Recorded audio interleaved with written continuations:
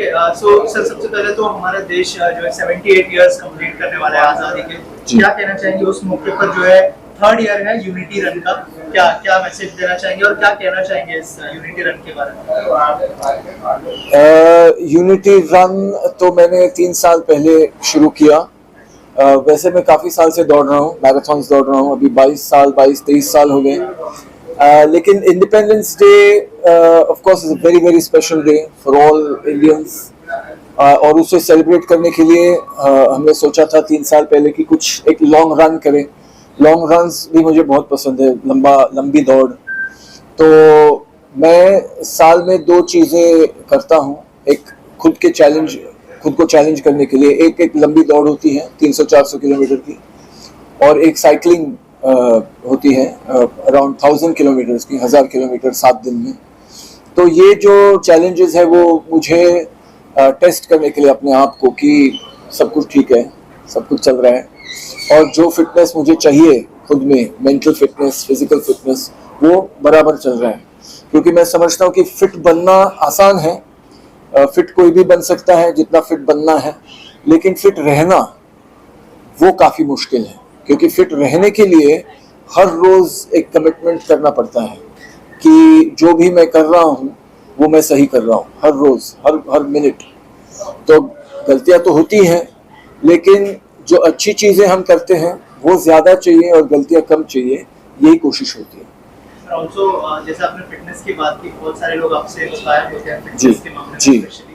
Sir क्या ऐसा करते हैं जिससे कि फिटनेस सबकी अच्छी, ऑब्वियसली यूनिटी रन तो हो ही रहा है जिसमें बहुत सारे लोग पार्ट लेने वाले हैं, लेकिन इसके अलावा क्या कुछ कहना चाहेंगे उनके लिए इस इंडिपेंडेंस डे के मौके? मैं यही कहना चाहूँगा कि मैं अपने देश को बहुत फिट देखना चाहता हूँ, स्वस्थ देखना चाहता हूँ, और ये हर नागरिक के हाथ में है कि अगर हर नागरिक अपने स्वास्थ्य की रक्षा करेगा, एक कोशिश करेगा कि फिट रहे और स्वस्थ रहे, तो फिर हमारा देश स्वस्थ और फिट रहेगा।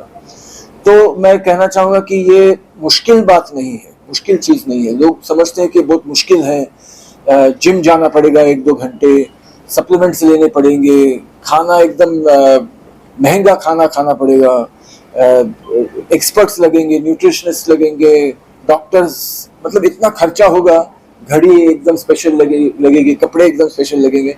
लेकिन ऐसी बात नहीं है। मैंने ऐसा किया है कि सबसे सिंपल चीज़ें करके मैं कैसे फिट रह सकता हूँ, उसकी मेरी कोशिश है कि मैं कभी जिम नहीं जाता। मेरा कोई ऐसा रूटीन नहीं है कि हर रोज़ मुझे ये करना है। जो भी करना होता है वो मैं करता हूँ। मैं दिन में 10-12 मिनट एक्सरसाइज करता हूँ, सिर्फ 10-12 मिनट। लेकिन जो करना चाहिए, जो मैं समझता हूँ मेरे लिए ठीक है, वही मैं चीज़ें करता हूँ। तो मुझे जिम जाने की ज़रूरत नहीं है, मुझे जिम में 1 घंटा 2 घंटा गुजारने की ज़रूरत नहीं है। और जो कि मैं जाता 2-3 घंटे में एक्सरसाइज नहीं करता, तो मुझे स्पेशल खाने की भी ज़रूरत नहीं है। मेरा सबसे फेवरेट जो खाना है वो है दाल खिचड़ी, और बहुत सारे वेजिटेबल्स के साथ, भाजी के साथ, सब्जी के साथ, और मैं फल ज़्यादा खाता हूँ। तो लोग कभी कभी मुझे ये भी पूछते हैं, लेकिन फल इतने महंगे होते हैं, फल कैसे खा सकते हैं? लेकिन मतलब लोग सोच ही रहे कि कैसे नहीं हो सकता। तो केले भी खा सकते हैं, केले तो सबसे मतलब बहुत ही अच्छा फल है, केला इतना महंगा नहीं होता। तो जो भी फल सीजनल हो, जो सीजन में अगर खाएंगे तो उसकी कीमत कम होती है। तो मुझे तो ऐसा लगता है कि फल खाना ज़रूरी है, सब्ज़ी खाना ज़्यादा खाना ज़रूरी है मेरे लिए। मैंने तो देखा है कि मेरा बहुत फ़ायदा हुआ है। तो ऐसी कोई चीज़ मैं खाता नहीं हूँ कि करता नहीं हूँ कि उसमें ज़्यादा पैसे लगते हैं, कुछ भी नहीं, या ज़्यादा टाइम लगता है, वो भी नहीं। लेकिन सिर्फ मेरे मन में एक डिसीजन है कि मैंने तय किया है कि मुझे फिट रहना है, मुझे हेल्दी रहना है, मुझे बीमार नहीं होना है, और जो भी लाइफ में मैं करना चाहता हूँ वो मैं कर सकता हूँ। ऐसी सिचुएशन चाहिए।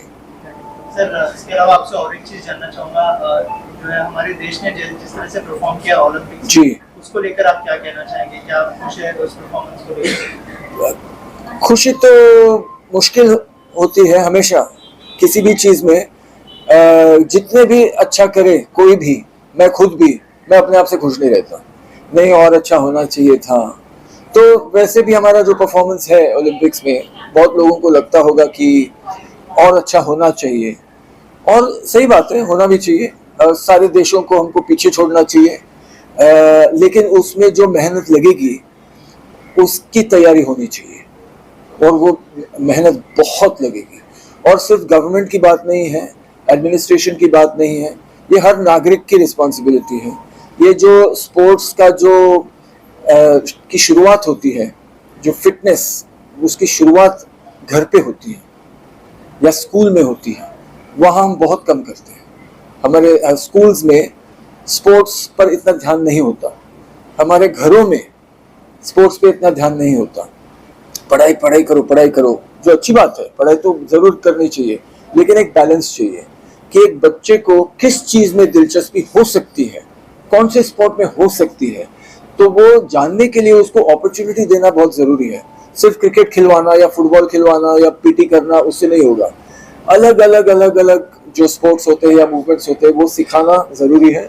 तब बच्चे को पता चलेगा कि इसमें मैं अच्छा कर सकता हूँ और इसमें मुझे दिलचस्पी है, और फिर लोग भी देख सकते हैं इसमें इसको टैलेंट भी है, तब उसको उठा के हम लोग इनकरेज कर सकते हैं। मैं भी जब मैं 9 साल का था, मैंने कम्पिटिटिव स्विमिंग शुरू किया नेशनल लेवल पे। मैंने भी भारत को रिप्रेजेंट किया है स्विमिंग में, तो मैं जानता हूँ कि कितनी मेहनत की जरूरत है। और मुझे भी कहा गया था जब मैं 13-14 साल का था, मैं 8th स्टैंडर्ड में, 8वीं कक्षा में या 9वीं कक्षा में था, कि अभी 10वीं कक्षा आने वाली है, तो ये सब छोड़ दो, ये स्पोर्ट्स वोर्ट्स छोड़ दो, इससे कोई फायदा नहीं होने वाला है, पढ़ाई पे ध्यान दो, 10th में ज्यादा मार्क्स जरूरी है। लेकिन मेरे जो माता पिता है, उन्होंने कहा कि नहीं, दोनों करो, क्यों नहीं, स्पोर्ट्स भी करो, पढ़ाई भी करो, और सब अच्छा हो जाएगा। तो मैंने कंटिन्यू किया। जब तक मैं 23 साल का था, मैं नेशनल चैंपियन रहा मेरे इवेंट में, ब्रेस्ट स्ट्रोक में। तो वो मैं कर पाया क्योंकि सपोर्ट था घर से। तो घर का सपोर्ट बहुत ही जरूरी है, स्कूल का सपोर्ट बहुत ही जरूरी है। अच्छा, ये एग्जाम हो रहा है, लेकिन ये बच्चा कैंप में है, नेशनल कैंप में, तो हमारे यहाँ क्या होता है, नहीं उसको रिपीट कर दो, ऐसा नहीं, उसका हम बाद में ले लेंगे, इसकी परीक्षा हम बाद में वापस ले लेंगे, क्योंकि बहुत इंपॉर्टेंट चीज कर रहा है। हमारे देश में वो नहीं है, ज्यादातर वो होनी चाहिए।